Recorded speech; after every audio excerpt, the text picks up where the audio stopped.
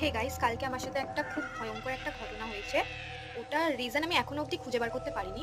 কাল ১২টা ৬ নাগাদ আমার ফোনে একটা কল আসে। ভালো কথা, আমি বাইরে ছিলাম বলে আমি ফোনটা তুলতে পারিনি।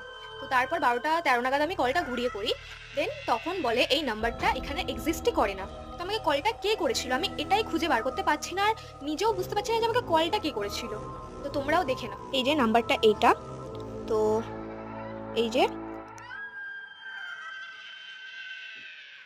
does not exist. The number you have dialed does not exist.